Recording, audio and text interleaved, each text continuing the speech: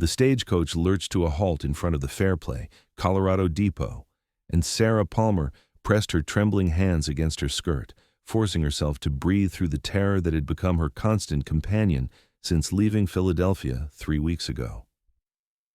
It was April 1882, and the mountain town sprawled before her with wooden buildings that looked hastily constructed against the backdrop of towering peaks still capped with snow.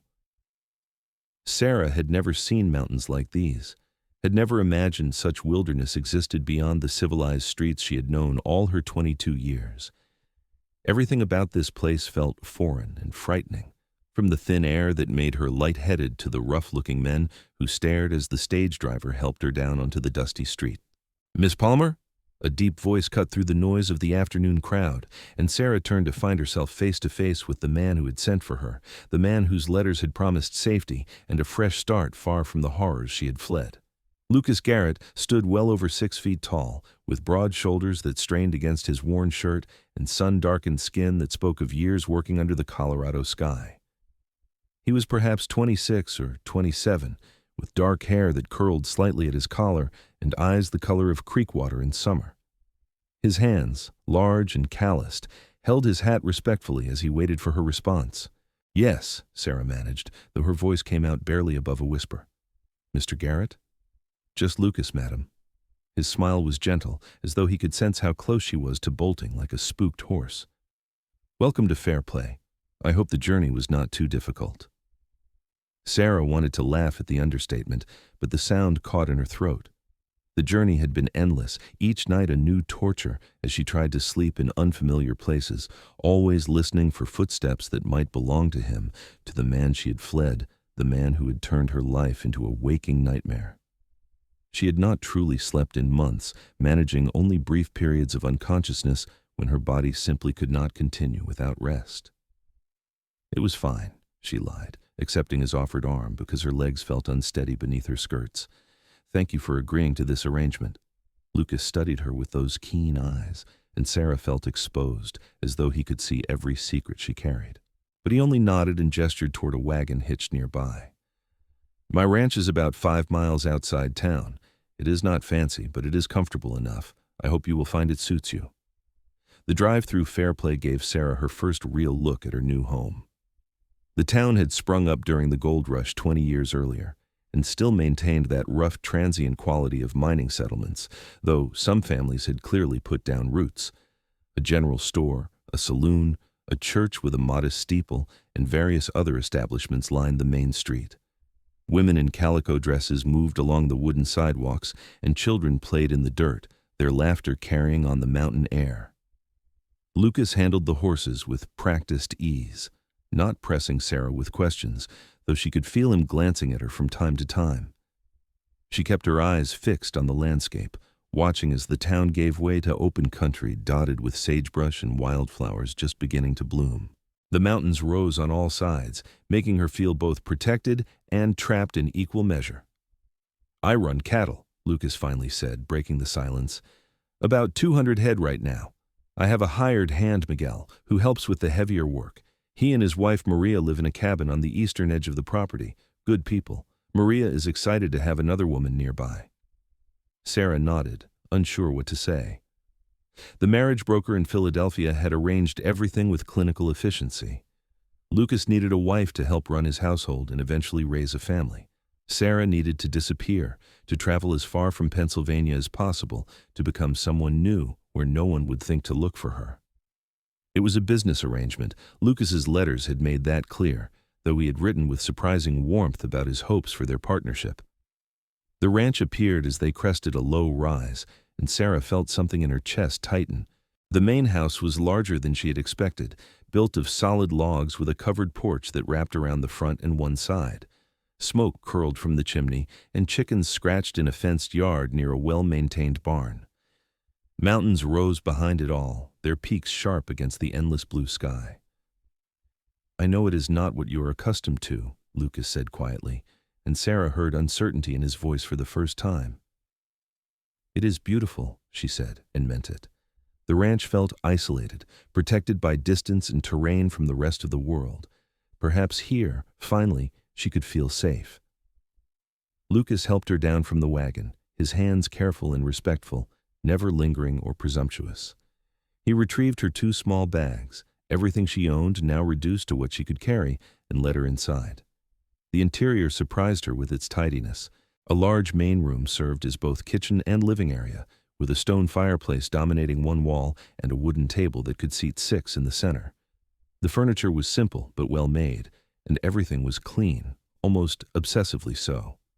2 doors led to what she assumed were bedrooms. "I have been preparing the house for your arrival," Lucas said, setting her bags down near one of the doors. "This will be your room. I will sleep in the other. I know this arrangement is unusual, and I want you to feel comfortable here. There is no expectation beyond what we agreed to in our correspondence." Sarah remembered his letters, carefully worded and respectful. He had proposed a trial period, time for them to know each other before making any permanent commitments. She had been grateful for his consideration, though she wondered what he would think if he knew the real reason she had accepted his proposal. "Thank you," she said softly.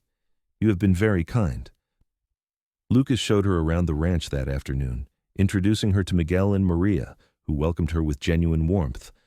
Maria, a woman in her 40s with silver threading through her dark hair, immediately took Sarah under her wing, chattering about the ranch and the surrounding area while Miguel helped Lucas with the evening chores.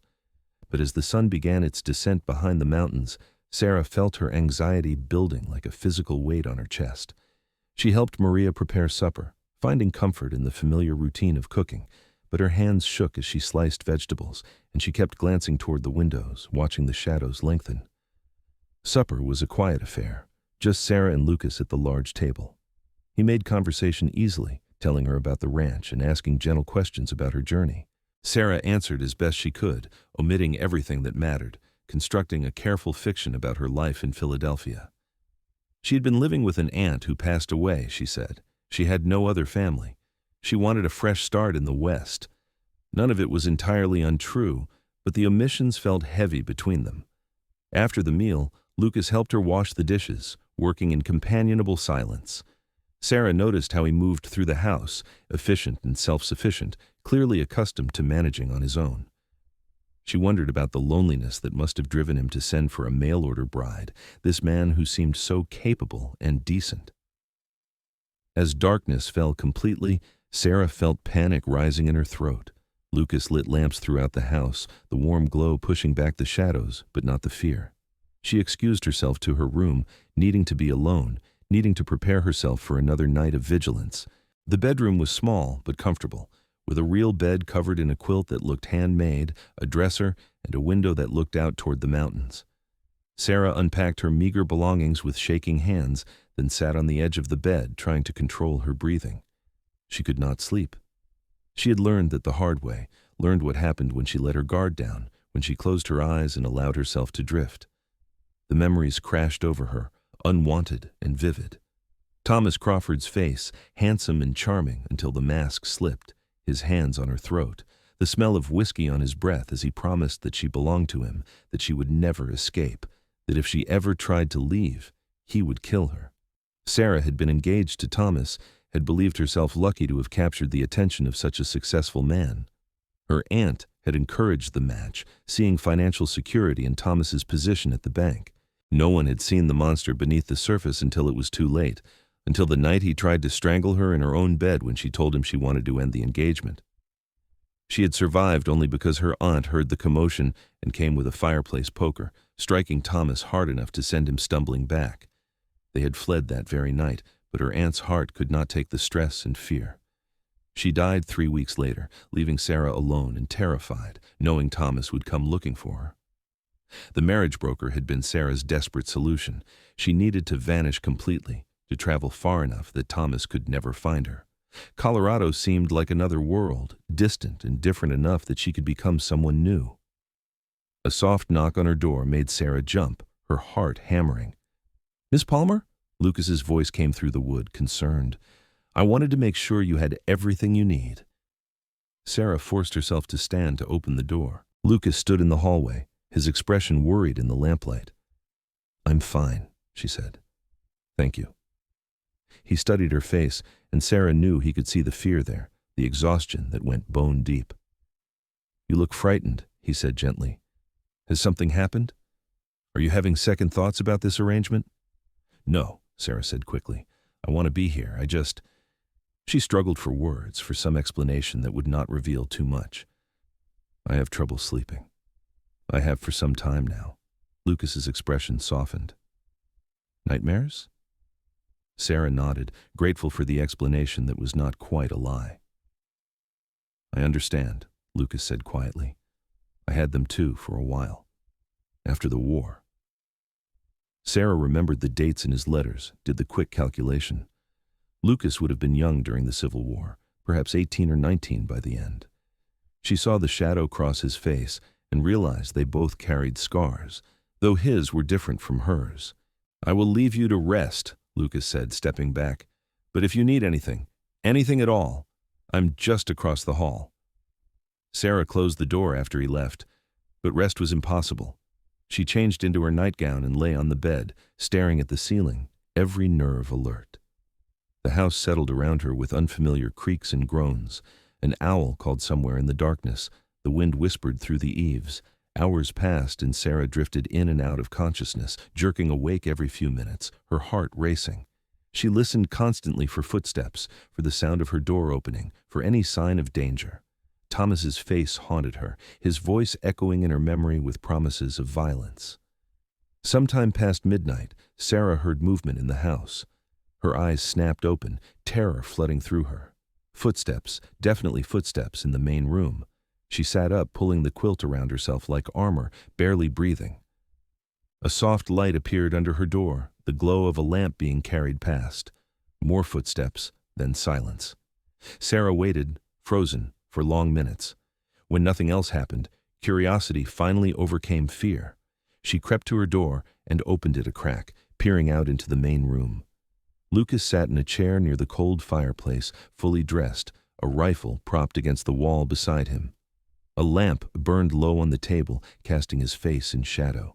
He had positioned himself where he could see both bedroom doors and the front entrance, clearly keeping watch. Sarah's first instinct was fresh fear. Why was he awake? What did he want? But as she watched, Lucas simply sat there, alert but calm, his posture that of a guard standing watch, not a predator stalking prey. She must have made some sound because his head turned toward her door. Their eyes met across the room. I am sorry if I disturbed you, Lucas said quietly. I could not sleep and thought I would sit up for a while. Sarah stepped out into the main room, the quilt still wrapped around her shoulders. You heard me, she said. Earlier. You heard me struggling to sleep. Lucas nodded slowly. These old houses carry sound. I did not mean to intrude on your privacy, but yes, I heard you moving about. I thought perhaps having someone keeping watch might help you rest easier. Tears pricked Sarah's eyes, unexpected and overwhelming. You do not have to do that. I know, Lucas said, but I want to. This is your home now, Sarah. You should feel safe here. The use of her first name felt intimate, warming something inside her that had been frozen for months. She moved closer, studying his face in the lamplight. He looked tired but determined, and she saw no deception there, no hidden agenda. Did you really have nightmares? She asked. After the war? Yes, Lucas said simply. I fought with the Colorado 2nd Regiment, saw things that stayed with me. For a long time after I came home, I could not sleep more than an hour or two at a time.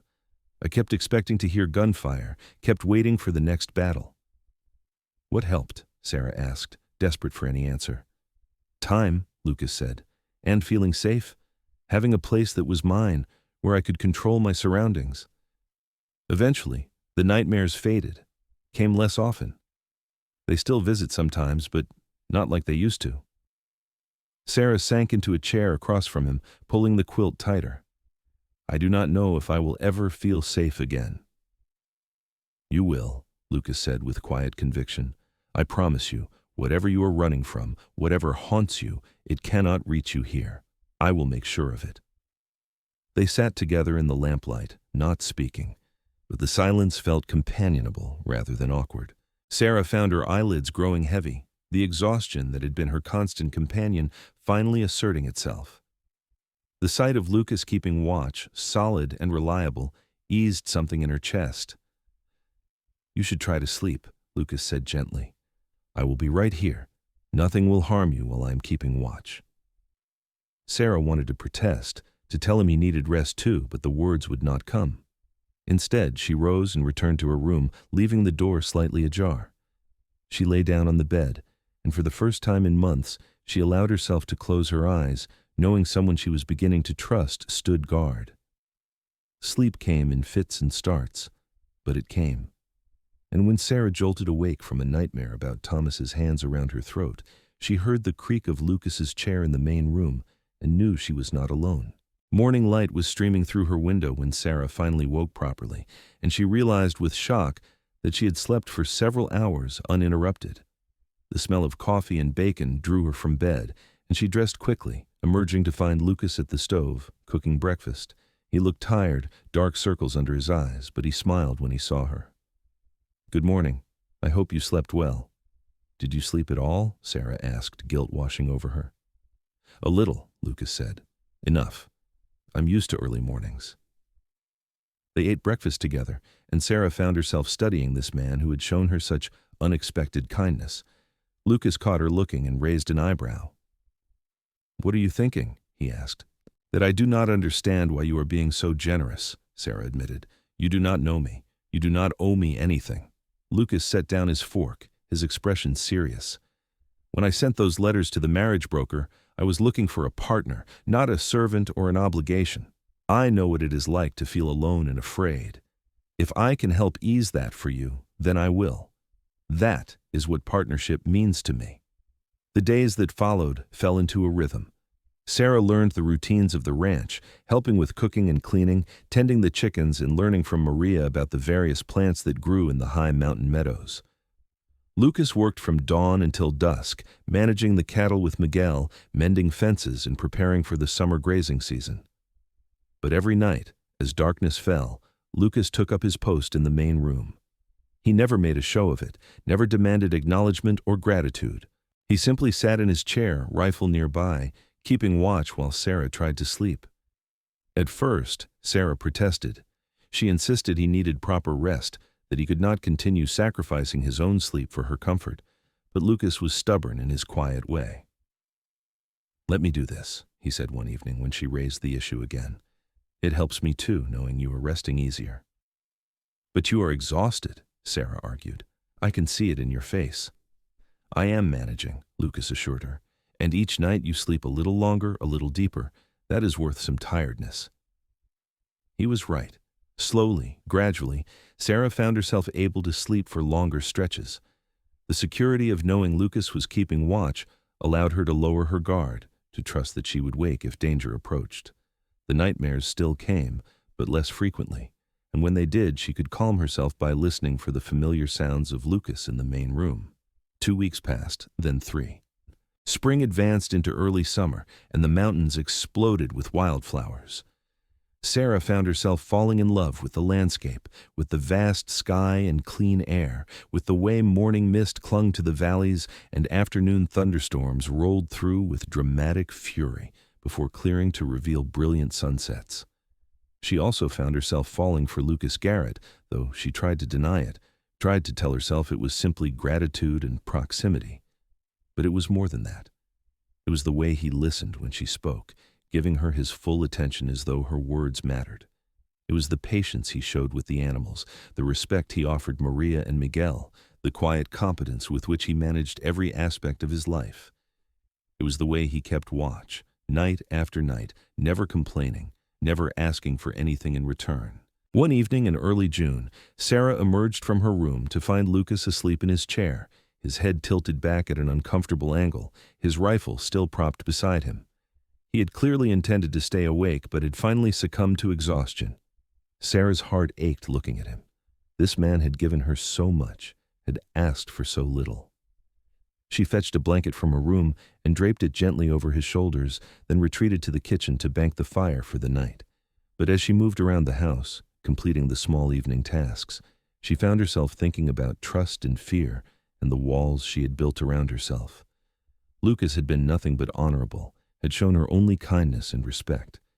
He deserved better than her constant suspicion and distance. Sarah returned to the main room and studied Lucas's sleeping face. Even in rest, he looked watchful, as though some part of him remained alert for danger.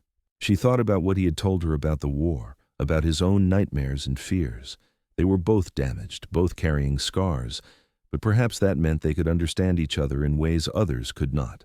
Making a decision, Sarah settled into the chair opposite Lucas, pulling another blanket around herself. If he could keep watch for her, she could do the same for him. It felt right, reciprocal, a way of showing that his care had not gone unnoticed or unappreciated. She must have dozed because she woke to find Lucas looking at her, confusion and something softer in his expression. "Sarah, what are you doing out here?" "Keeping watch," she said simply. "You looked exhausted. I thought you could use the rest." Lucas's face did something complicated, emotions flickering across it too quickly for Sarah to identify. "You did not have to do that." "I know," Sarah said, echoing his words from that first night. "But I wanted to." They looked at each other across the dim room, and Sarah felt something shift between them, some barrier falling away. Lucas stood and crossed to her chair, kneeling beside it so their eyes were level. "Sarah, I need to tell you something," he said quietly. "These past few weeks getting to know you, I have realized that what started as a business arrangement has become something more for me. I care about you, not as an obligation or a convenience, but as a person I have come to admire and respect deeply." Sarah's breath caught. "Lucas, I'm not asking for anything," he continued quickly. "I know you are still healing, still learning to trust. I just wanted you to know that whatever time you need, I will wait, and I will keep watching over you for as long as you need me to." Tears spilled down Sarah's cheeks, but for once they were not born from fear or pain. "I care about you too," she whispered. "I have been afraid to admit it, afraid that caring would make me vulnerable again. But you are not him. You are nothing like him." "Who?" Lucas asked gently. "Who hurt you, Sarah?" And finally, sitting in the pre-dawn darkness of the house that had become her sanctuary, Sarah told him. She told him about Thomas Crawford, about the engagement that had turned into a nightmare, about the night he tried to kill her. She told him about her aunt's death and her desperate flight west, about the fear that still woke her in the night, the certainty that Thomas was searching for her. Lucas listened without interruption, his face growing darker as the story unfolded. When she finished, he took her hands in his, careful and gentle. "He will never touch you again," Lucas said, and there was steel in his voice. "If he somehow finds his way here, if he is foolish enough to come to Colorado, he will answer to me. I swear it, Sarah. You are under my protection now." "I am so tired of being afraid," Sarah admitted. "I'm tired of jumping at shadows, of not being able to sleep, of feeling like I am always waiting for something terrible to happen." "Then stop waiting," Lucas said. "Start living instead. Start trusting that you are safe here, with me. I know it is hard, I know it takes time, but I will be patient. We will work through this together." Sarah looked at this man who had shown her such unexpected kindness, who had kept watch over her for weeks without complaint, who was looking at her now with such warmth and sincerity. She thought about trust and fear and the courage it took to move forward after trauma. "Will you teach me?" she asked. "To shoot, I mean. Your rifle. If I knew how to defend myself, if I felt less helpless, maybe I could start letting go of the fear." Lucas smiled. "I will teach you anything you want to learn. Tomorrow, if you like. We will start with the basics." That morning, after breakfast, Lucas took Sarah out to a clear area behind the barn. He showed her how to hold the rifle, how to sight along the barrel, how to breathe and squeeze the trigger gently. Sarah's first few shots went wide, but Lucas was patient, adjusting her stance and offering quiet encouragement. By the end of the lesson, Sarah had hit the target Lucas had set up, a small thrill of accomplishment running through her. She felt powerful in a way she had not experienced since before Thomas, as though she was reclaiming something he had taken from her.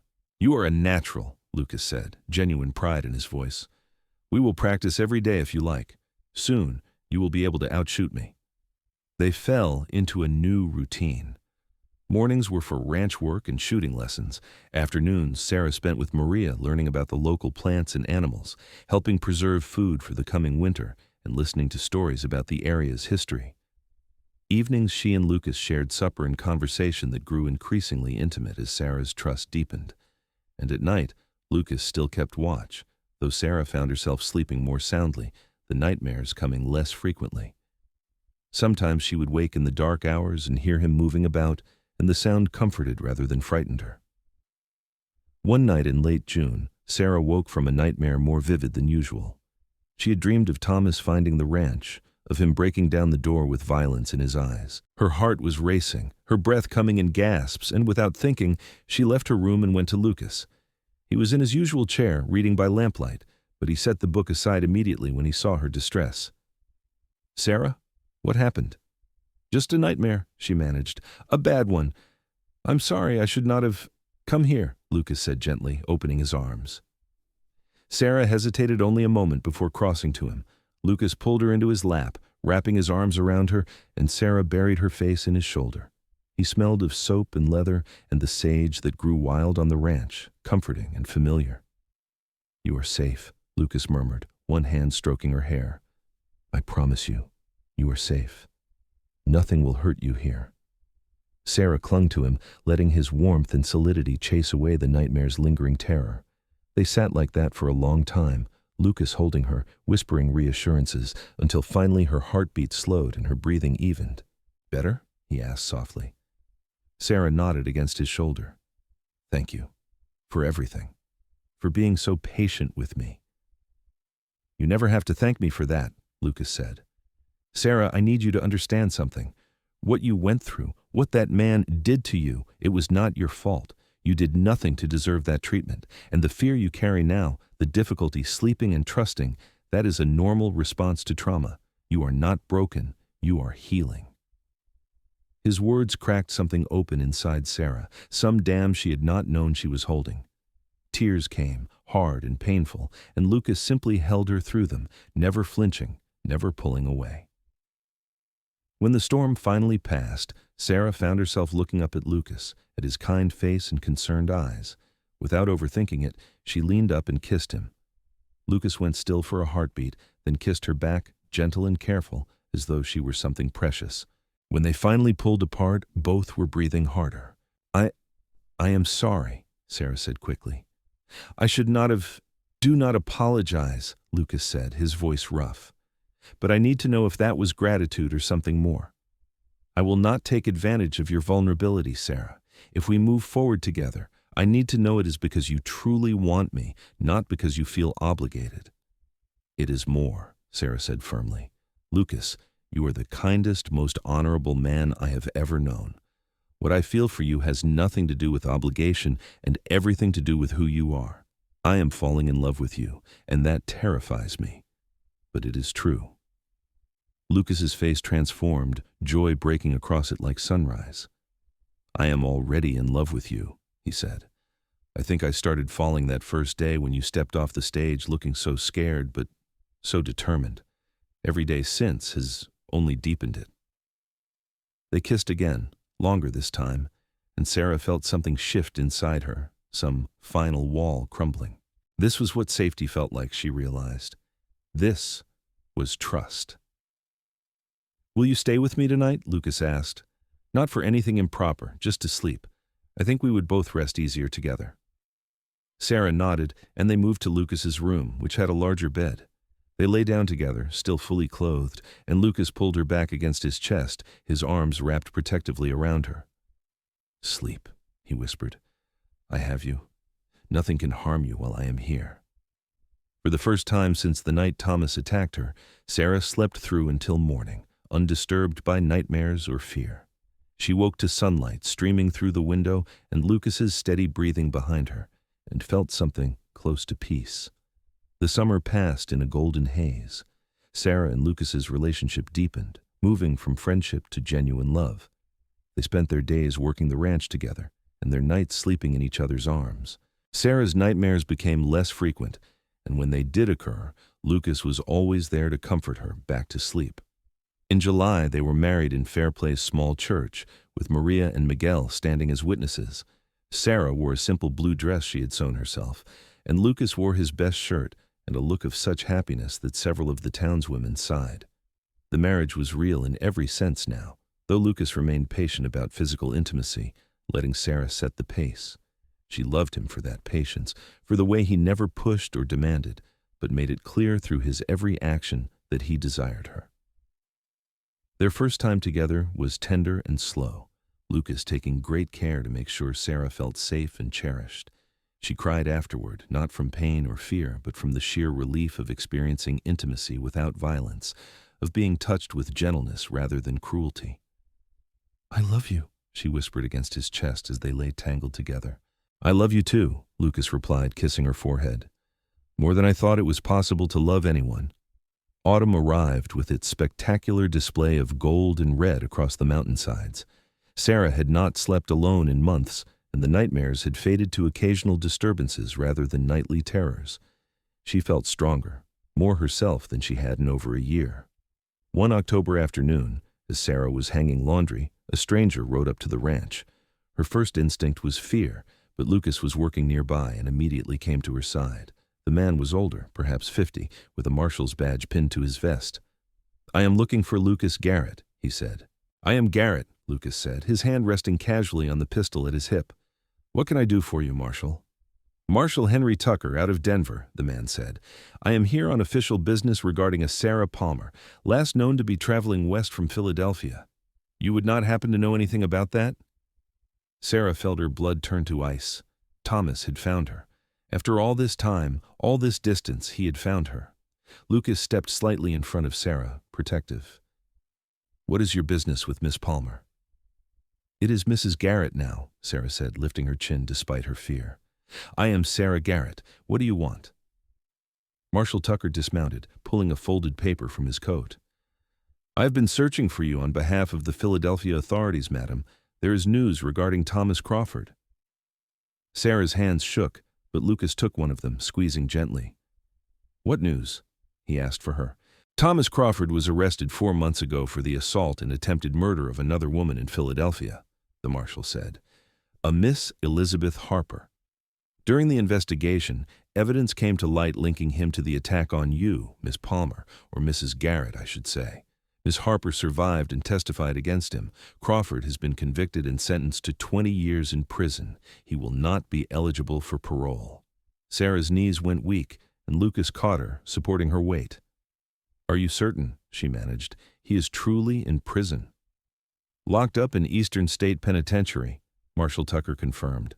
"I have been traveling for weeks trying to locate you to deliver this news. The authorities in Philadelphia wanted you to know that you are safe now, that Crawford cannot hurt you or anyone else for a very long time."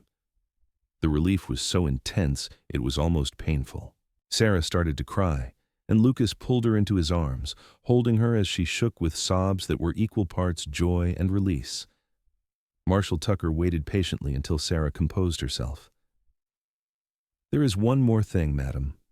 Miss Harper wishes to contact you if you are willing. She says you both survived the same monster, and she would like to correspond, to know she is not alone in this." "Yes," Sarah said immediately. "Please give her my address. Tell her I would be honored to know her." After Marshal Tucker left, Sarah and Lucas sat together on the porch, watching the sun set behind the mountains. Sarah felt light, as though some great weight had been lifted from her shoulders. "He cannot hurt me anymore," she said wonderingly. "I do not have to be afraid anymore." "No," Lucas agreed. "You are free, Sarah, truly free." That night, for the first time since arriving in Colorado, Sarah fell asleep easily, without Lucas needing to keep watch.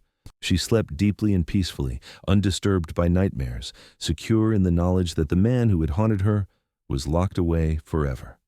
Winter came to the high country, blanketing the ranch in snow and forcing them to stay close to the house for days at a time. Sarah did not mind. She spent the long evenings reading by the fire or talking with Lucas about their plans for the ranch, about the future they were building together. In February, Sarah realized she was pregnant. The discovery filled her with joy, but also some lingering fear. Lucas noticed her concern immediately. "What troubles you?" he asked one evening as they lay in bed. "I am afraid I will not be a good mother," Sarah admitted. "After everything that happened, after all the fear and darkness, what if I cannot give our child what they need?" Lucas turned to face her, his expression serious. "You are the strongest person I know," Sarah Garrett. You survived something terrible, and you did not let it destroy you. You fought your way back to living, to trusting, to loving. Our child will be lucky to have you as their mother." "And you as their father," Sarah said, touching his face gently. "You saved me, Lucas. You kept watch until I could sleep again. You gave me back my life." "We saved each other," Lucas corrected. "You gave me purpose again, Sarah. You reminded me what it means to care for someone, to build something meaningful. This ranch was just a place before you came. Now it is a home." Their son was born in September 1883, arriving during a thunderstorm that rattled the windows and made Maria laugh about his dramatic entrance. They named him James, after Lucas's father, and he had his mother's dark hair and his father's steady temperament. Sarah discovered that motherhood came naturally to her, though the first few months were exhausting. Lucas was an attentive father, walking the floor with James during the long nights, changing diapers without complaint, and looking at his son with such profound love that it made Sarah's heart ache. James was 6 months old when Elizabeth Harper's first letter arrived. Sarah had been corresponding with the other woman since the previous autumn, and they had developed a friendship built on shared experience and mutual understanding. Elizabeth wrote about her own recovery, about the ways she was learning to trust again, and Sarah wrote back about her life in Colorado, about Lucas and the ranch and the healing she had found in the mountains. "She is engaged," Sarah told Lucas one evening after reading the latest letter, "to a lawyer who helped with the case against Thomas. She says he is patient and kind, that he does not push her to move faster than she is ready." "I am glad," Lucas said. "Everyone deserves what we have found, Sarah. A partner who understands, who gives space for healing." Sarah looked around their home, at the cradle where James slept peacefully, at Lucas sitting beside her with a mending project in his hands, at the life they had built together. "I never imagined I could be this happy," she said quietly. "When I stepped off that stage last year, I was so broken, so terrified. I thought I would spend the rest of my life afraid." "But you did not," Lucas said. "You chose to trust even when it was hard. You chose to heal. Because you made it safe to do so." Sarah said. "You kept watch until I could sleep again. That is the greatest gift anyone has ever given me." Lucas set aside his mending and pulled Sarah close, kissing her temple. "And you gave me a reason to keep watch," he said. "You gave me a family, a purpose, a future. I love you, Sarah Garrett, more than words can express." Time passed in the way of settled lives, each season bringing its own rhythms and challenges. Sarah became known in Fairplay as a skilled markswoman, teaching other women how to handle firearms, empowering them with the same sense of security she had found. Lucas expanded the ranch, increasing the herd and building a reputation for quality cattle. James grew into a curious, energetic toddler, exploring every inch of the ranch under his parents' watchful eyes. When he was 3, Sarah gave birth to twin daughters, Ruth and Emma, who arrived during a spring snowstorm and immediately wrapped their father around their tiny fingers. Maria and Miguel became like family, their cabin a second home where the children were always welcome and wisdom was freely shared. The ranch prospered, not just financially, but in the ways that truly mattered, in love and laughter and the security of belonging. Sarah still had occasional nightmares, moments when the past would surface unexpectedly.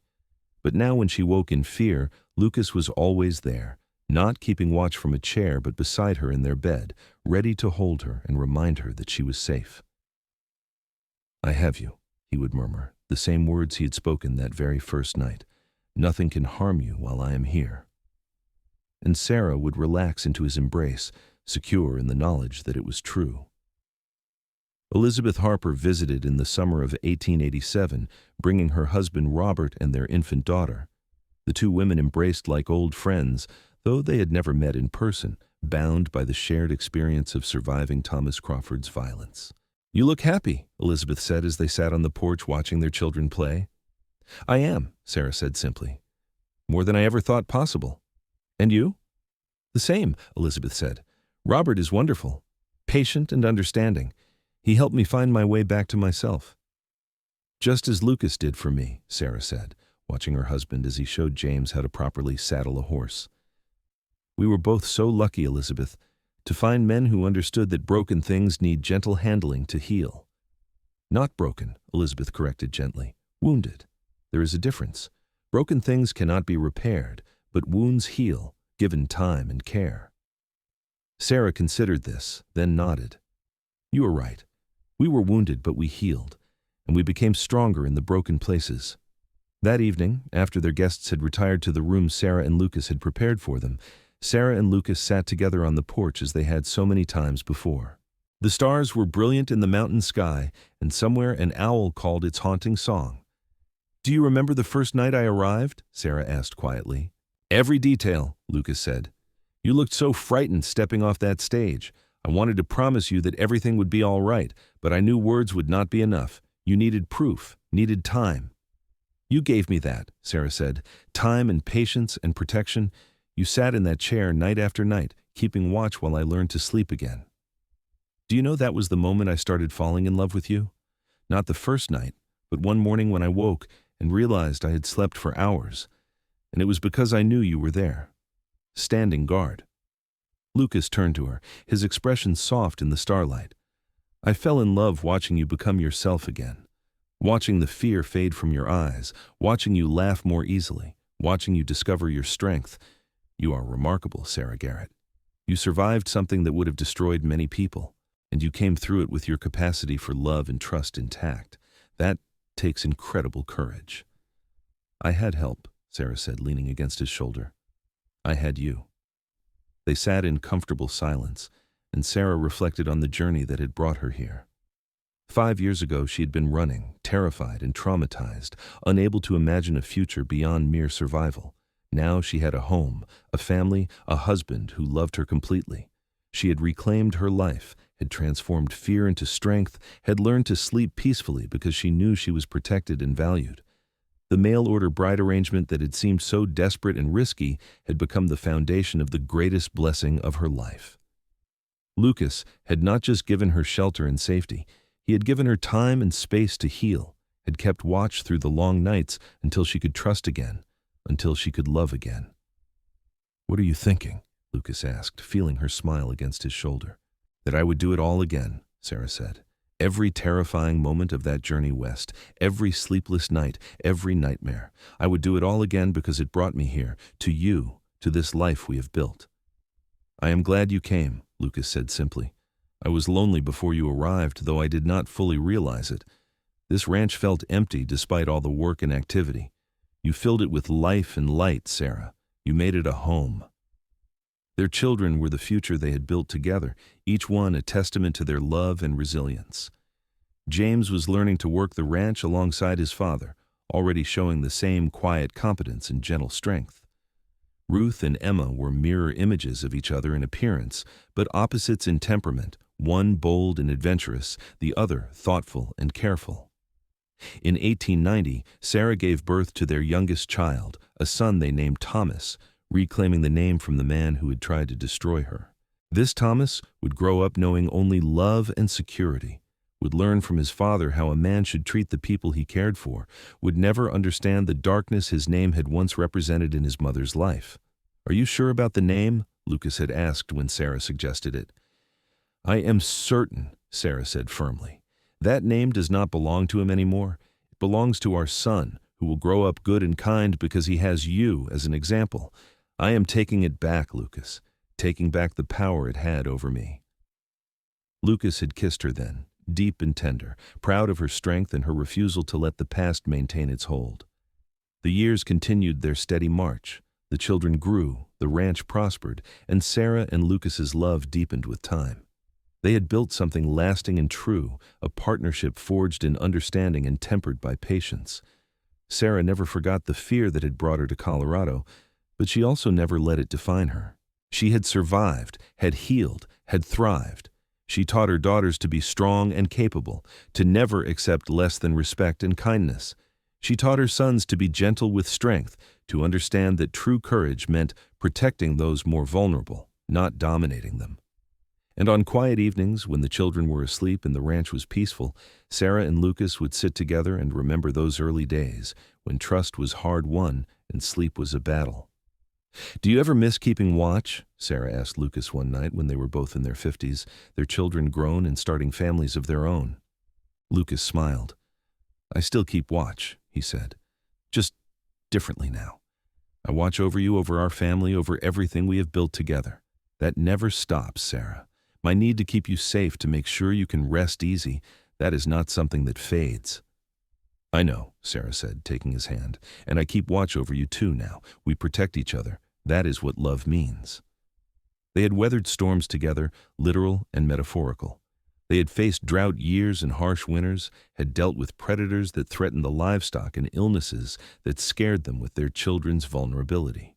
Through it all, they had remained united, facing each challenge as partners. Sarah's friendship with Elizabeth Harper continued through decades of letters and occasional visits. They watched each other's families grow, shared advice and support, and maintained the bond forged through shared trauma and mutual understanding. Both women had transformed their pain into purpose, helping other women who had experienced violence, offering the same patience and understanding they had been given. In 1910, when James announced his engagement to a woman from Denver, Sarah looked at her son with his father's steady eyes and quiet strength and felt profound gratitude for the life she had built. None of this would have existed if she had not found the courage to step onto that stage heading west, if Lucas had not offered her patience and protection, if they had not both chosen trust over fear. The wedding was held at the ranch on a perfect June day, with mountains standing witness as they had for nearly 3 decades of the Garrett family's life. Sarah stood beside Lucas, their other children and grandchildren surrounding them, and felt the weight of happiness so profound, it brought tears to her eyes. "What is it?" Lucas whispered, concerned. "Nothing is wrong," Sarah assured him. "Everything is right. This life, this family, this love. It is all so much more than I ever dreamed possible when I arrived here terrified and broken." "Not broken," Lucas corrected, as Elizabeth had years before. "Wounded. And you healed beautifully, Sarah. You became the woman you were always meant to be." As the celebration continued around them, Sarah reflected on the years that had passed. She had arrived in Fairplay as a mail-order bride, running from violence and terror, unable to sleep, unable to trust, unable to imagine a future. And Lucas had met her with patience and understanding, had kept watch through countless nights until she could rest, had given her the time and space to heal at her own pace. He had not tried to fix her or rush her recovery. He had simply stood guard, a steady presence that allowed her to lower her defenses gradually, naturally, until trust became possible again. That gift of patient protection had saved her life, had given her back herself, and in return, she had given him love and partnership, had filled his lonely ranch with family and purpose, had shown him that his capacity for care and protection was not a burden, but a blessing. They had completed each other, 2 wounded people finding wholeness together. The nightmares had faded years ago, barely even memories now. Sarah slept peacefully every night, secure in the knowledge that she was loved and protected, that the man beside her would move mountains to keep her safe. And Lucas rested easy, knowing Sarah was happy, that the fear that had once consumed her had been replaced with joy and confidence. Their story had begun with terror and desperation, but had transformed into something beautiful and lasting. The mail-order bride arrangement that could have been just a transaction had become a legendary love story in the area, the tale of how Lucas Garrett kept watch over his frightened bride until she learned to trust, and how Sarah Palmer Garrett rewarded that patience with a lifetime of devotion. Years continued to pass in that gentle way of lives well lived. Sarah and Lucas grew old together, their hair turning silver, their movements slower, but their love undiminished. They had been blessed with a large family, children and grandchildren and great-grandchildren who filled the ranch with noise and laughter during holidays and gatherings. On their 40th wedding anniversary in 1923, their children organized a celebration that drew people from all over the region. Friends and family filled the ranch house and spilled out onto the grounds, sharing stories and toasts. James, now a man of 40 with silver threading his dark hair, stood to speak about his parents. "Most of you know the story of how my parents met, how my mother came west as a mail-order bride, and my father kept watch while she learned to sleep again. But what you might not know is that they taught all of us what real love looks like. Not the easy kind that exists when everything is perfect, but the hard kind that chooses patience when it would be easier to give up, that offers protection without demanding anything in return, that gives space for healing even when it takes years. Sarah felt tears on her cheeks as her son continued. They taught us that broken things can heal, that fear can be overcome, that trust is possible even after betrayal. They showed us what it means to be a partner, to stand watch over each other's hearts. That is the legacy they have given us, and it is the greatest gift any parent could offer. As the celebration continued, Sarah and Lucas slipped away to their favorite spot on the porch, watching the sun set behind the mountains as they had done thousands of times before. 40 years, Sarah said wonderingly. It feels like both forever and no time at all. The best years of my life, Lucas said, every single one of them. Do you remember that first night? Sarah asked, when you heard me struggling to sleep and you came out to keep watch? I remember thinking I would do whatever it took to help you feel safe, Lucas said. I remember seeing your fear and wanting to stand between you and everything that had hurt you. You did, Sarah said softly. You stood watch until I could sleep again, until I could trust again, until I could love again. You gave me back my life, Lucas. And you gave me purpose and joy, Lucas replied.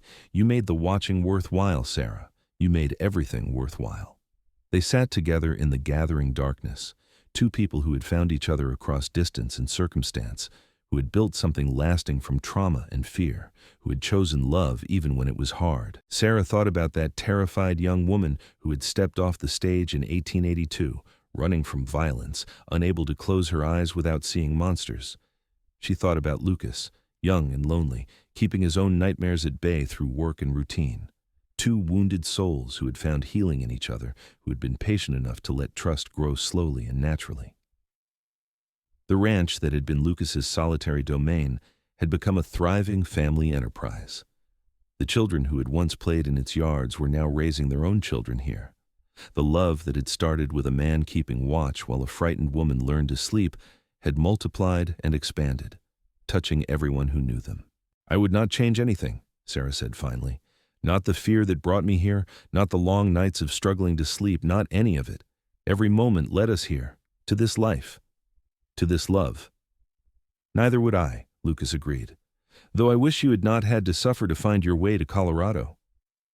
But if I had not, Sarah pointed out, I might never have been brave enough to come west. I might never have found you. The pain shaped me, Lucas. It taught me what I needed in a partner, taught me to recognize true kindness when I saw it. Without that darkness, I might not have appreciated the light. They sat in companionable silence as stars began appearing in the darkening sky.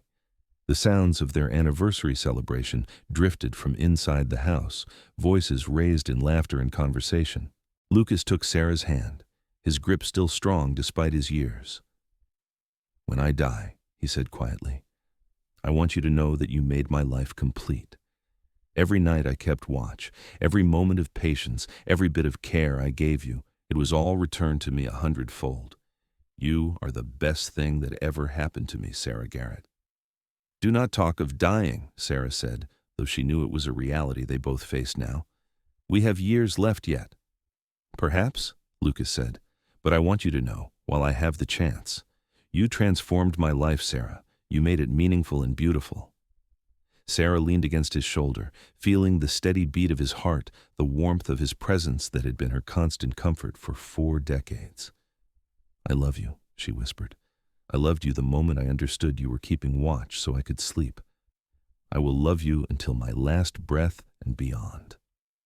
They remained on the porch long after the party ended, long after their children and grandchildren had departed to their own homes.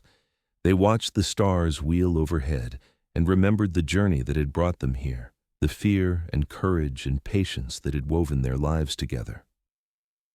Sarah fell asleep there on the porch, her head on Lucas's shoulder, peaceful and content.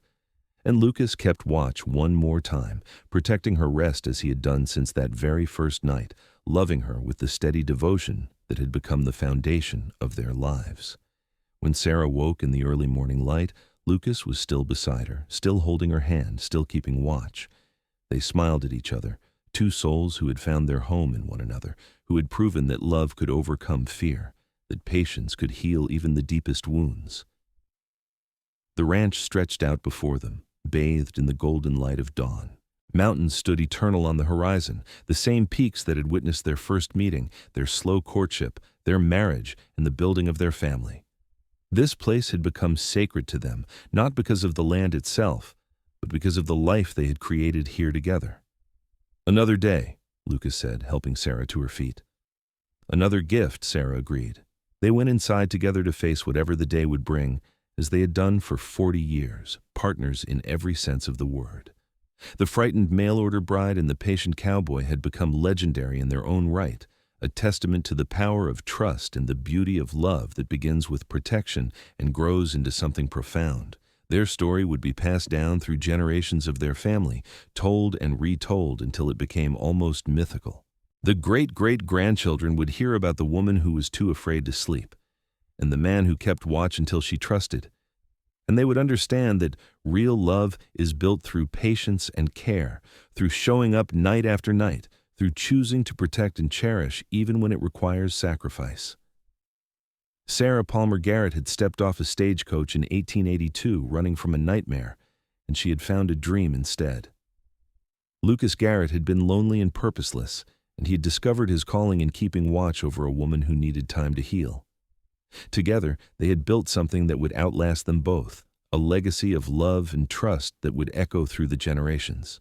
And through it all, the mountains stood witness, eternal and unchanging, cradling the ranch where two wounded souls had found healing, where fear had been transformed into trust, where a cowboy kept watch until his mail-order bride could sleep again, and then kept watching for the rest of their lives, because that was what love looked like to them. That was what love looked like when it was true and deep and lasting. That was the story of how Sarah Palmer found her way home, and how Lucas Garrett found his purpose in keeping her safe, and how together they proved that even the most broken-seeming people can heal and love and build beautiful lives, given patience and trust and time. The end of their story was really the beginning of countless others, as their children and grandchildren carried forward the lessons learned from watching two people love each other with such dedication and care. The ranch continued to thrive, passed down through the family, each generation adding their own chapters to the story while honoring the foundation laid by Sarah and Lucas. In the years to come, when storms rolled through the valley and lightning split the sky, when winter winds howled around the house and summer heat baked the land, when life brought its inevitable challenges and sorrows, the Garrett family would remember the story of their matriarch and patriarch. They would remember that fear can be overcome, that trust can be rebuilt, that love is worth the patience it requires. And they would remember that sometimes the greatest act of love is simply keeping watch, standing guard while someone learns to feel safe again, offering protection without demand or expectation, giving space for wounds to heal in their own time. Sarah and Lucas lived into their 80s, granted the blessing of long lives and sharp minds. They continued working the ranch in whatever capacity they could, refusing to be sidelined by age, finding joy in every day together. When Lucas finally passed peacefully in his sleep at 84, Sarah mourned him deeply, but with gratitude for the years they had shared. She lived 3 more years after his death, surrounded by family, content in the knowledge that their love had created something lasting and meaningful. On the night she died, peaceful in her own bed at age 87, her last words were about Lucas. "He kept watch," she whispered to James, who sat beside her holding her hand. "All those years ago, he kept watch until I could sleep. I can rest now. He's waiting for me." They buried her beside Lucas on a hillside overlooking the ranch, where the mountains rose majestically in the distance and wildflowers bloomed each spring. The headstone bore both their names and a simple inscription. He kept watch. She learned to trust. Together, they built love. And that was how the story truly ended, not with drama or tragedy, but with a life well lived, a love fully realized, and a legacy that would continue through generations. The mail-order bride who had been too afraid to sleep had found her peace, and the cowboy who kept watch had found his purpose, and together they had proven that the most broken-seeming beginnings can lead to the most beautiful endings. The ranch still stands today, still in the Garrett family, still a testament to what two people can build when they choose trust over fear, patience over impatience, and love over everything else. Visitors sometimes stop to read the headstones on that hillside, and if they linger, they might hear the whisper of the wind through the pines, carrying the echo of a promise kept, of watch maintained, of love that transcended fear and time and every obstacle placed in its path. That is the story of Sarah Palmer and Lucas Garrett, the mail-order bride and the cowboy, two souls who found each other in the Wild West of 1882 and built something that would last forever. It is a story of healing and trust, of patience rewarded and fear overcome, of love that begins with a man sitting in a chair through long dark nights, rifle at hand, keeping watch while a frightened woman learns to sleep again. It is a story that proves that sometimes the greatest adventures come from the smallest acts of kindness, that the most profound love stories are built on foundations of respect and patience, and that home is not a place, but a person who makes you feel safe enough to close your eyes and rest, knowing they will stand guard while you dream.